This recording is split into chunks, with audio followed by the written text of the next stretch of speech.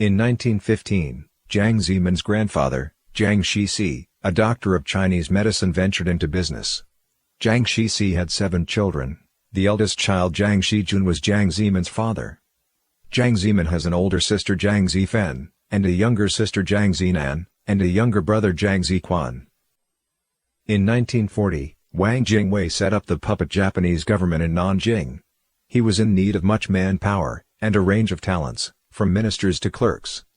It's for this reason that brazen intellectuals, crooked merchants, jobless has-been politicians and former officials swarmed to Nanjing.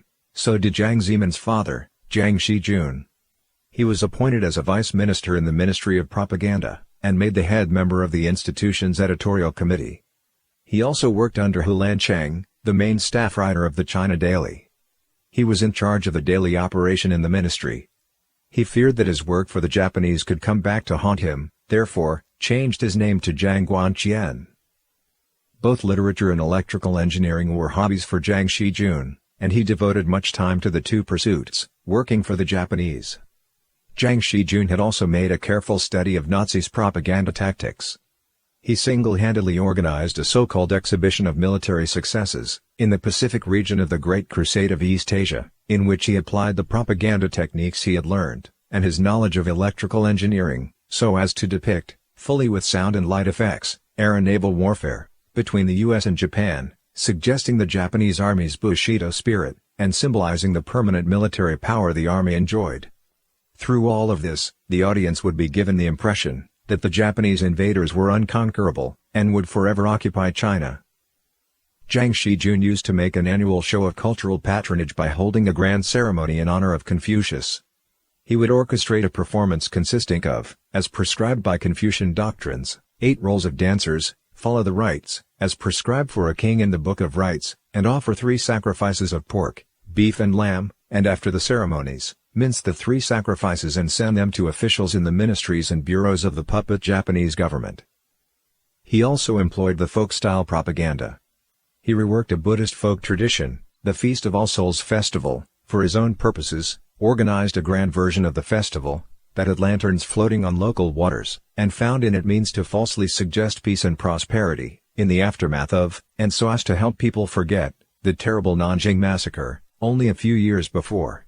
Spectators were anesthetized to the grim historical reality, so recent still, perpetrated at the hands of the Japanese regime. He published a children's picture book, entitled A History of British-American Aggression Against China, intending to stir up hatred towards the two nations, while eulogizing the greater East Asia co-prosperity sphere.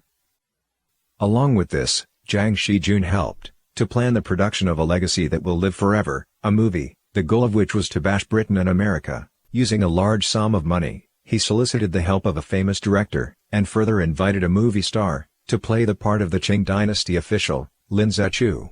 The effort masticated history, as we know it, so as to suit the needs of Japanese forces, and incite hatred against the United States. So that his eldest son might one day outshine others, Jiang Shijun sent Jiang Zemin to an expensive high school, Yangzhou High School, and then later to Central University, which was run by Wang Jingwei's puppet government. From a young age, Jiang Zemin was enrolled in piano lessons. That wealth would accrue in the Jiang family at that time, and through the dealings of a traitor, no less, was most extraordinary, for those were the years when the ordinary Chinese found it's hard to just make ends meet. Jiang Zemin would live up to his father's expectations, learning to sing, dance, play musical instruments, and even know something of Peking and the Canton Opera. Although he was busy with his job every day, Jiang Shijun always found time to earnestly and tirelessly teach his son, Jiang Zemin. It was then that Jiang Zemin realized power and money get things done. Jiang Zemin knew the power of media, a weapon he had come to understand before he was even 15 years of age. Jiang Zemin has long been fond of the lashes scenery, in the life of opulence, alongside the Qinhuai River. The invading Japanese army, for political purposes, made celebrity of a Japanese actress Li Xianglan, known as the Imperial Flower. Jiang Zemin has always had trouble keeping pretty ladies off his mind, with Li Xianglan being no exception. The combination of his father's influence, and the propaganda tactics gleaned from the CCP, made Jiang Zemin an even more skilled propagandist than his father. And the money the son spent on propaganda was of course far greater. The deceit of his father hardly compares with that of Jiang Zemin, be it in scope or depth.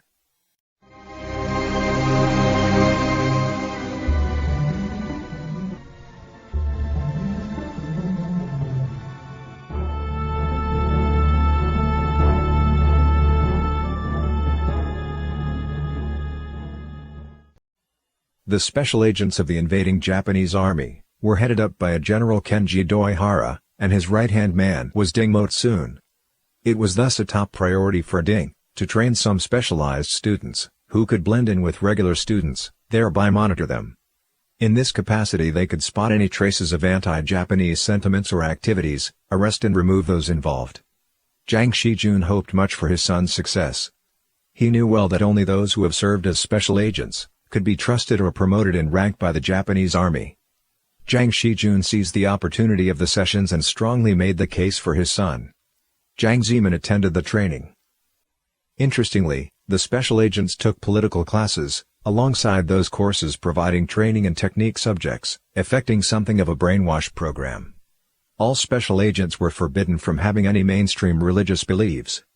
Nietzsche, the man who once claimed that God is dead, and who did much to advance the cause of atheism, thus made for a perfect read, and become part of the agent's indoctrination. Jiang Zemin was not only exempted from paying tuition, but further received a stipend. He led an extravagant life in college, often visiting whorehouses, with a band of shady friends, who sucked up to the rich and powerful. Jiang Zemin grew corrupted early, due to his capacity as a special agent, explaining, in part, why he visited, and easily knew how to find prostitutes on his first business trip to the United States, as the Minister of Electronics Industry. Such behavior was rather rare among minister-level officials at the time. After completing the session, a student would admitted directly to Central University. Jiang Zemin chose electrical engineering as his major. The subject, of course, had something to do with his father's hobby, but gained particular interest for Jiang Zemin, in that his father's exhibition of military successes, in the Pacific region of the Great Crusade in the East Asia, had captured his imagination, and held him rapt. With the surrender of Japan's forces on September 3, 1945, Jiang Zemin's father, Jiang Shijun sensed that he himself was in imminent danger, and thus discarded his pseudonym, Jiang Guanqian, and switched his identity back to Jiang Shijun, the businessman, engineer, and a lover of literature. He returned to his hometown and lived in hiding for some time. On September 26, 1945, the nationalist KMT government started investigation of puppet students attending public colleges in the Japanese-occupied territories. Jiang Zemin was among the puppet students, suspected of treason, and marked for investigation. Before he was to be examined, however, Jiang Zemin had left school and run away. Gone with the days of special agents operating funds, he roamed about in a place named Mianhuaping, located in Yongxin, Jiangxi Province. Jiang Zemin became homeless in hunger and cold, only later did a local peasant give him a place to stay. He'd remained there over half a year. After becoming the general secretary of the CCP, Jiang Zemin, on one occasion, stayed over in Yongxin for a day, and made a point of visiting Mianhuaping. None of his entourage knew why he was so familiar with such a small place, and why he even wanted to visit there. Before he eventually left the countryside, Jiang Zemin wrote down in an old medical book in the peasant's home, that should he ever rise to power someday, he'd certainly come back to visit, and signed his name. In 1997, a descendant of that peasant found the signed medical book. Much to his own astonishment, he proceeded to locate a relative of powerful CCP member, Wei Jiansing, wishing to get advice on what to do with the book. Around the time of Jiang's flight from college, the underground Chinese Communist Party Student Committee in Shanghai exploited many students' dissatisfaction with the investigations, and roused the students to take to the streets, to march and protest, and in so doing evoked widespread public response. Jiang Zemin transferred to Shanghai Jiaotong University. He later claimed that he had participated in alleged 1943 student movement that was organized by the underground CCP. The truth is that in the Japanese-occupied territories, there was never any student movement led by the underground CCP, at any school. There were only secret underground counter-Japanese activities. After Jiang graduated from Shanghai Jiaotong University in 1947, he was hired, in 1948, as a technical engineer to work in the power supply section of a food factory, that was later a subsidiary of Beijing Shanghai Hangzhou Garrison Headquarters. Since the factory was a war industry enterprise, under strict KMT control, all staff and employees, and, in particular, those holding key positions, were investigated with utmost precision. Jiang Zemin did everything to keep his background as a traitor well concealed. At the time when Jiang Zemin was hired, the factory was subsidiary of Haming Foreign Firm, a U.S. enterprise. The factory later was purchased by the KMT's Combined Rear Services Headquarters, and renamed First Grain Factory. Jiang Zemin has always avoided the fact that he worked for the Americans and the KMT during that time. In his resume, as supplied by the Central Committee of the CCP, this period of time was conveniently absent.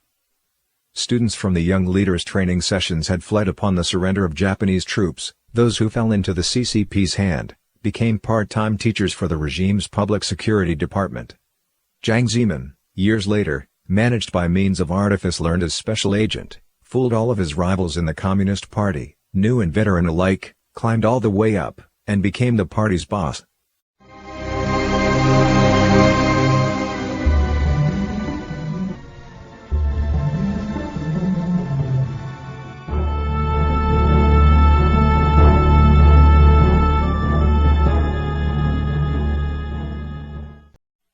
The CCP's army entered Shanghai in 1949.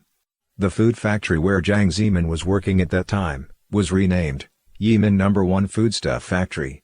The CCP cadre who made inspection of the factory was Wang Daohan. Jiang Zemin happened to learn that Wang Daohan was formerly a subordinate of his uncle, Jiang Shangqing. He promptly stated that he was Jiang Shangqing's foster son, playing his best card. Wang Daohan believed Jiang Zemin's word. He decided at once to promote Jiang Zemin. Jiang Zemin's tactical advance succeeded. Wang Daohan promoted Jiang Zemin first to deputy director of Shanghai Soap Factory, and then to chief of electrical machinery section of Shanghai No. 2 Design Division of the First Ministry of Machinery Industry. In November 1954, Jiang Zemin was transferred to No. 1 Auto Manufacturing Works in Changchun City, Jilin Province. In March of 1955, he traveled to Moscow as 12 technical staff for his training.